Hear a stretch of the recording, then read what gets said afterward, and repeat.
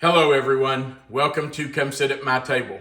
Today is Sunday, so we're doing a Sunday subscriber recipe. Today's recipe was sent to Melissa and me by Gary and Carol Clark from Sikeston, Missouri. Now, Gary sent a really nice letter with his recipe, and I'm just going to share part of that letter with you. He does start off by telling me that his wife Carol is a retired registered nurse and that he taught high school choral music for 34 years along with teaching some community college classes. God bless you, Gary. That's a tough job. Melissa and I are both retired teachers and we know how tough that is and how sometimes it's a thankless job. So we appreciate your service in the classroom. Part of his letter says, I learned to cook at a young age from my grandmother Clark, who was half Irish and half Cherokee Indian. She was a wonderful cook. She even had the pleasure of cooking for President Truman when he stopped once at Caruthersville, Missouri. These sausage rolls are something my grandmother made when I was young, so I assume they came from her Irish heritage. There is an ingredient that kind of tips me off that he's right. It probably is part of her Irish heritage. The recipe is the same as hers, except that I have added smoked paprika to the recipe, and that's why I've marked it as optional. These can be cooked and frozen and then warmed up in the microwave or the air fryer. In the microwave, the dough tends to get a little soggy, but they crisp up nicely in the air fryer. So if you are wondering if these can be frozen, they absolutely can. Gary says they can. You need to cook them fully first and then freeze them. He feels like they do better heating up in an air fryer, but you can heat them in the microwave. Gary even went to the trouble to do some diagrams on the back of his letter to help me understand the recipe, and I really appreciate that, Gary. Thank you for doing that. Now, Gary's recipe is for sausage rolls. I have never made sausage rolls, but I know I'm going to love them because I love sausage pinwheels. And I have seen recipes in cookbooks and magazines for sausage rolls, but I've never made them. But Gary's recipe has something in it that I have never seen in another recipe for sausage rolls. And that's a cup of leftover mashed potatoes. That's a real clue to me that it probably is a recipe from his grandmother's Irish roots. We all know the Irish and their potatoes, and I can say that because I'm Irish. My dad was Scotch-Irish, so we know what that's like. All right, let's talk about what Gary says we need to use to make our sausage rolls. Hang on, because I forgot the sausage. Melissa, stay right there. It's hard to make sausage rolls without sausage. So, I left it in the refrigerator to keep it cold and then I forgot to get it out. Let's talk about what we're going to use. We're going to start off with a box of Puff Pastry sheets. Now, you can find these in the frozen food case at your grocery store. They're usually in the case close to other frozen pastries or frozen bread items. You're going to need 1 pound, a 1 pound roll of sausage. Now, I got mild. If you've been around here a while, you know Melissa and I aren't crazy about heat, so I got mild. You get whatever you like. You're going to need 1 medium onion that has been diced. And I diced it up really fine because I want to make sure these onions get cooked in the sausage roll, and even though we're going to saute them before we put them in, I just want to make sure they're done, so I did dice them fine. We're going to saute those onions in 2 tablespoons of butter, which I've already melted in a little skillet, and 2 teaspoons of olive oil. Now I want you to look at this olive oil. This is a Parmesan, garlic, and rosemary olive oil that one of our girls gave me as a gift. And today's the first day I'm using it. I am excited to death to use that today. I know it's going to be delicious.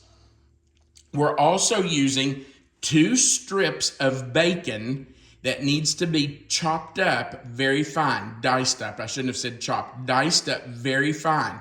And that's because it goes into the sausage mixture without being cooked. So dice it fine so that it will cook in the oven.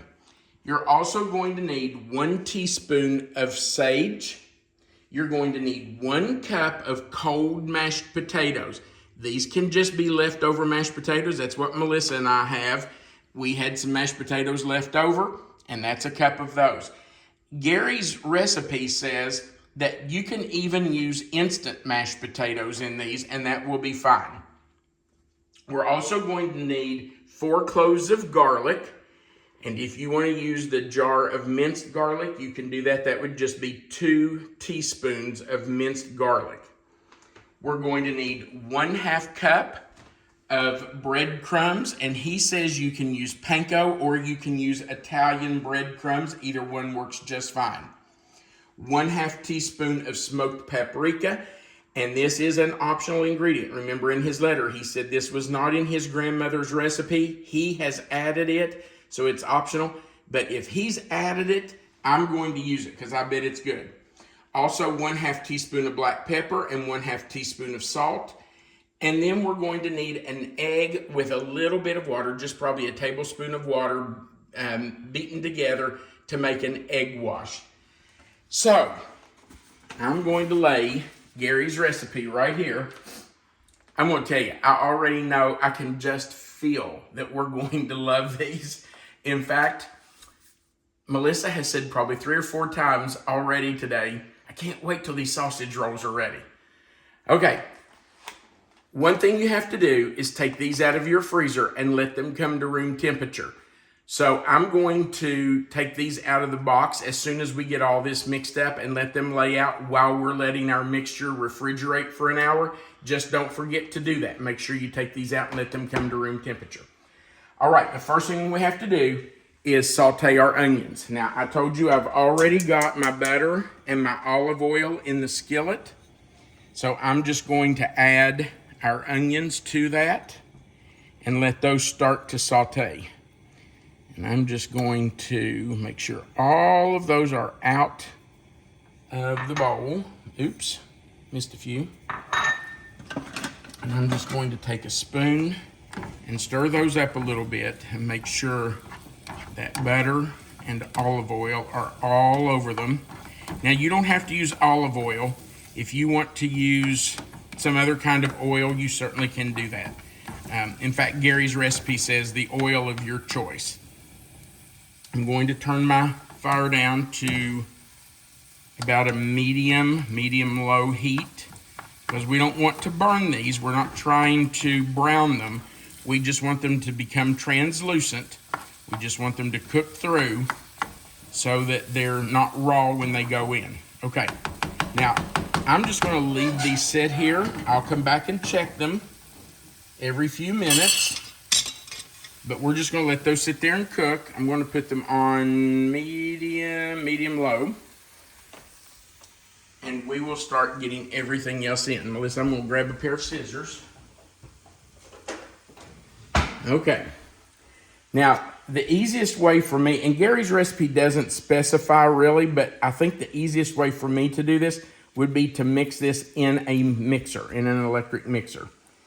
So I think if you didn't have an electric mixer and you wanted to do it by hand, you could do that. You just have to make sure it's mixed really well. So I'm just going to take my sausage over to my mixer.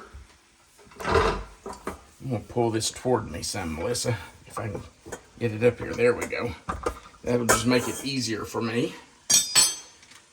All right, so we're just going to put our sausage right in our mixer.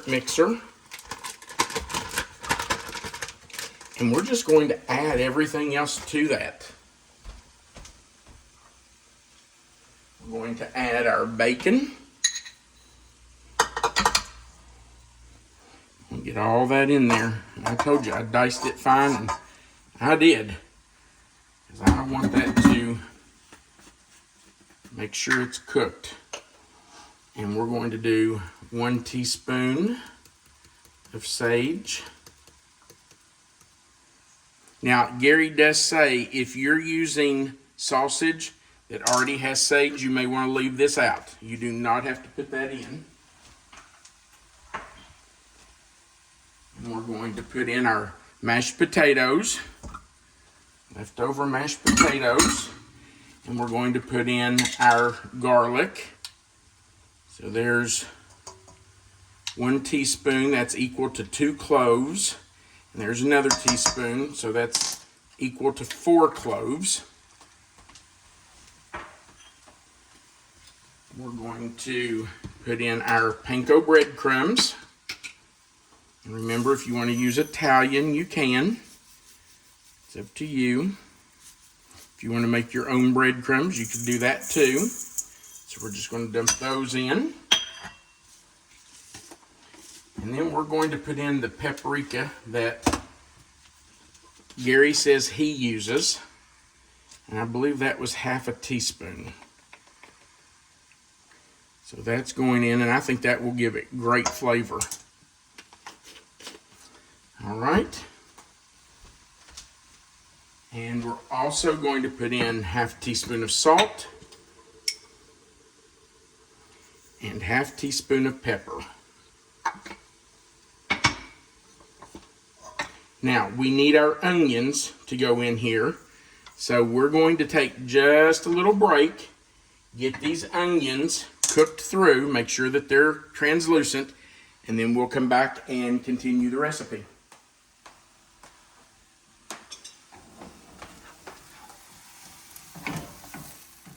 All right, our onions are translucent and they're ready to go in. So I'm just spooning those in.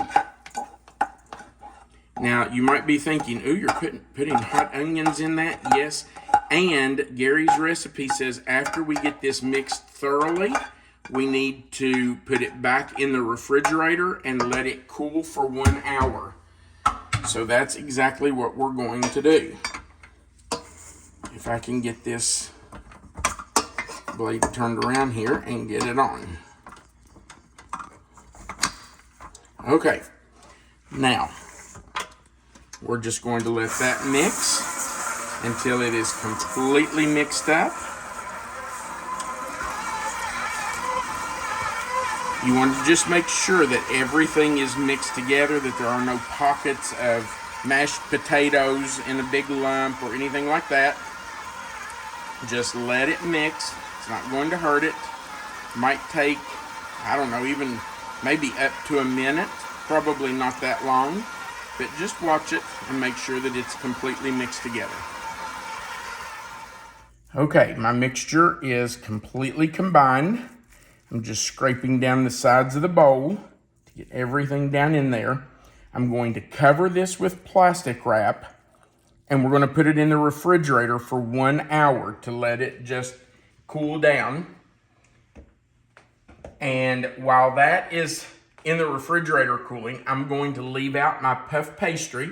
I've taken out both pieces, laid it out on my pastry mat, and we're just going to let that come to room temperature. So we have to put this in the refrigerator for an hour, and we'll be back to roll up our sausage rolls. Our puff pastry has come to room temperature. So I'm opening up one of them, taking out these papers. You want to make sure you do that. Now you'll notice there are 2 creases where this was folded. You just want to lay those out, and we're going to roll this out just a little bit. You don't want to make it too big, but it does need to be rolled out just a little. You don't want it too thin, or I think your sausage would probably come through it as it was baking, and we don't want that to happen. So just try to keep it as much of a rectangle as you can. You don't want it to be some weird shape.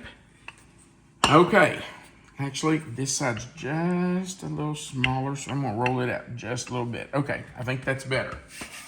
All right. Now I did put a little bit of flour on my pastry mat before I rolled it out, but I put a very thin layer, and then I did not put any on top because the puff pastry already had some flour on it. Okay, now you can take your cold sausage mixture and you can just take some out, form it into a log, roll it on your pastry mat or on your counter, and make a log that you've put on the edge of your pastry. But I think I'm going to do it with a pastry bag. You certainly do not have to have a pastry bag to do this. You can just spoon it right along the edge of your pastry and just roll it out into a log with your hands. But for me, I think this is going to be so much easier. So I'm just going to take some of this and put it right down into my pastry bag. And force it right down in there. Whoop! Sorry about that. Take another scoop and put it right down in there with that. And I think I'm just going to go ahead and put the whole thing in there. Well, maybe not. Maybe that's too much. I can put some more in after I do the first one. I think we're going to get a few out of this. I would think so. Yeah. I thawed out both of the puff pastries that were in the package. I wasn't sure if I needed both of them or not, but I went ahead and thawed them out. So if we need them, we'll have them. Okay, now, I think what you do, I'm going to tighten this up a little bit, is you just pipe some of your sausage mixture right along the edge of your puff pastry. And notice that I do have the long edge of the puff pastry against me. Okay. The long edge is down here, the short is on the side. Now, I did beat my egg with a little bit of water, so we have it ready. And I think you just take this and roll it over, just like so.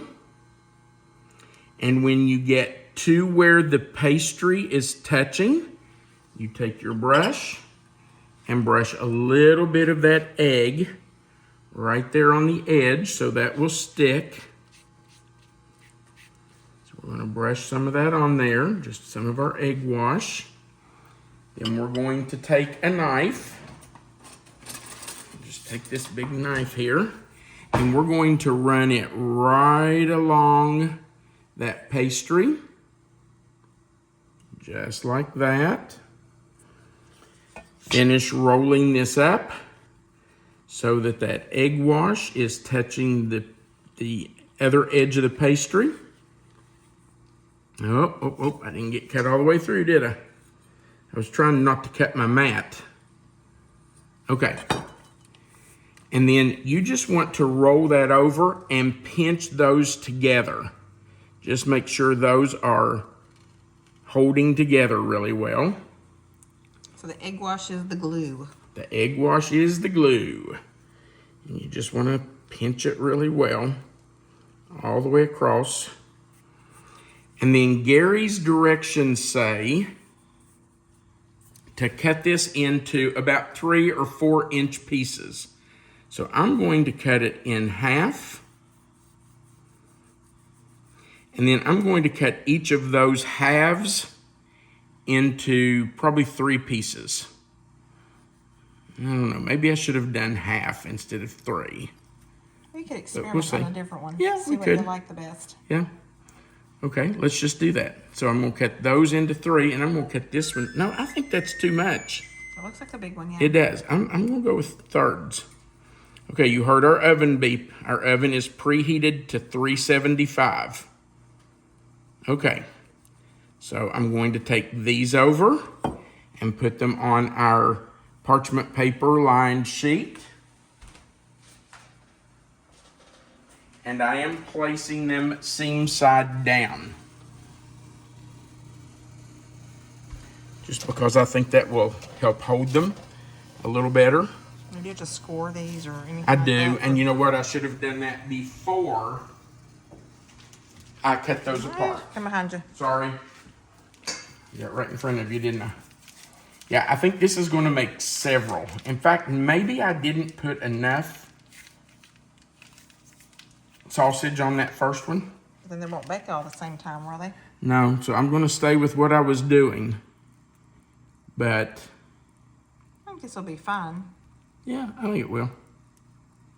And knowing that you can freeze these too. Yeah. Bake them and then freeze them. Now, his directions say to continue doing this until you've used all the sausage and all the pastry. So that's what we're going to do. We're just going to keep rolling. And I'm going to put some beaten egg right here, just like we did before. It will act as our glue.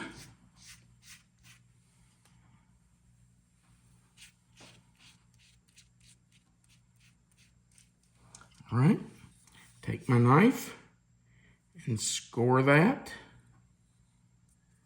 Get rid of that part. Okay, roll that on over. Turn it over and we'll pinch that seam together.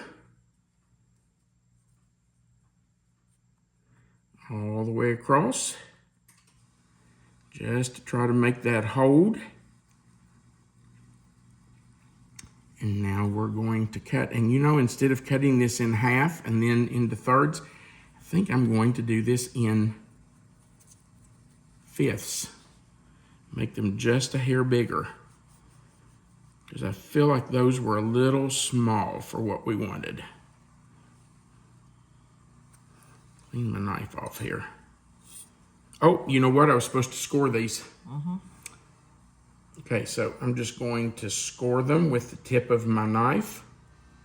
And I'm not sure that's necessary, but I'm assuming that's to allow the steam to escape. I don't know. But we'll find out. Okay, now let's cut this one. Actually, I might just do these like this, babe. Okay, we did that one in fourths. A work in progress here. Experimenting. Yeah, we're learning. We're learning, Gary. Okay. There are those two. And two more. Now, I'm going to go ahead and do the other puff pastry that I had laid out because we've got the sausage mixture. Why wouldn't we use it? So we'll get those on here and then we'll bake them.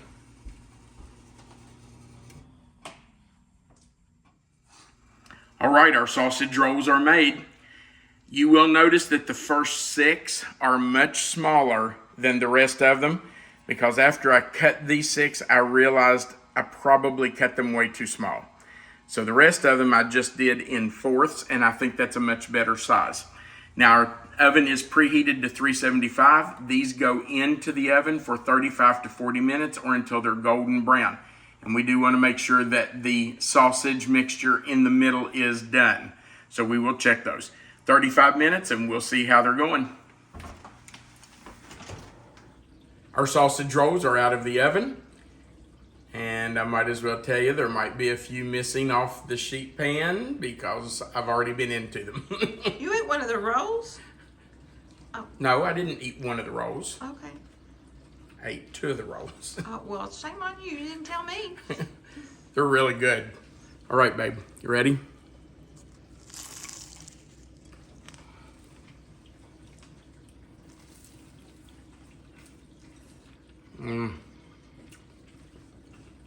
Delicious. It's a little unexpected. I think because of the mashed potatoes. Yep. Gives it a little different flavor than what I was anticipating. And a little bit of different texture. It's not firm like just fried sausage would be. It's got a little bit of a different texture to it, but it's delicious. And the It's bacon so in there good. too. I don't know. Is bacon Yeah, the always bacon. in sausage rolls? But I don't know. It's the first time I've made them. I think it would be good with a dip too. Oh yeah, that'd be good. I think if you had like a marinara or even honey mustard maybe. Yeah. I think that would be good. That sounds really good.